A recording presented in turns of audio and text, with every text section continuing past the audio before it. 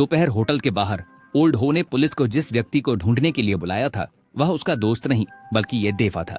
और अगर आप ध्यान से देखें तो आपको यह भी पता चलेगा कि यह देफा ही ओल्ड हो को धोखा देने वाला था। तो अगर ऐसा है तो क्या यह संभव है कि ओल्ड हो के सभी काम जानबूझकर किए गए थे? आगे देखिए। देफा की पहचान होते ही बूढ़े हो ने बिना कुछ कहे फोन काट दिया और दरवाजा खोल दिया। देफा ने इसे बातचीत करने होता समझा और दो लोगों के साथ अंदर चला गया। अंदर आते ही बूढ़े हो ने कबूल किया कि उसने अपनी पत्नी को गोली मारी थी। वह नहीं जानता कि वह मरी या नहीं, बस वही पड़ी है। जब देफा ने बूढ़े हुआ की पत्नी की तस्वीर देखी तो वह मौके पर ही चौंक गया और बिना परवाह किए उसकी ओर नौका। देफा की चिंता देखकर बूढ़ा हुआ स्पष्ट रूप से बहुत संतुष्ट था और फिर उसे उकसाने लगा, कहने लगा, मैंने सुना है कि नब्ज ढूंढने की सबसे अच्छी जगह फेमोरल धमनी है जो जांघ के ऊपरी हिस्से की अंदरूनी त्वचा है। तुम अपनी उंगली उस पर रख सकते हो और जल्द ही जान जाओगे कि वह मरा है या नहीं। यह सुनते ही देफा कपाड़ा चढ़ गया। उसने बूढ़े हो को पकड़कर खूब पीड़ा। बाहर के पुलिसकर्मी शोर सुनकर तुरंत अंदर आए और उसे रोक लिया। फिर जो हुआ उस पर हो और देफा दोनों को यकीन नहीं हुआ।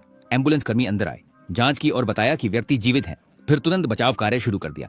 चूंकि उस समय कमरे में केवल हो और देफा ही थे, इसलिए देफा की असामान्य हरकत किसी ने नहीं देखी।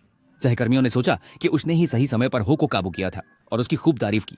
तो कहानी बूढ़े हो की योजना के अनुसार बिल्कुल नहीं चली। उसकी पत्नी को बचा लिया गया।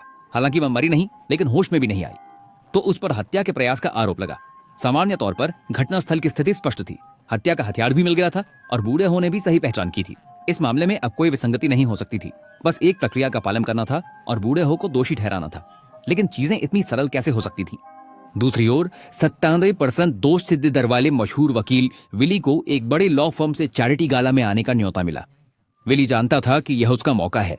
वह निश्चित रूप से इस फर्म में जाएगा और उसका भविष्य उज्जवल होगा। जैसे ही उसने कपड़े तैयार किए, बॉस का फोन आया। उसे तुरंत एक हत्या के प्रयास के मामले में कोर्ट जाने को कहा गया, वही बूढ़े हो का केस। क्योंकि उसकी जानकारी के अनुसार आरोपी ने कबूल कर लिया था और हथियार पर भी उंगलियों के निशान थे, तो यह बस एक औपचारिकता थी। अब चूंकि बाकी सब व्यस्त थे तो विली को ही जाना पड़ा। विली ने सोचा, यह तो मुफ्त की जीत है।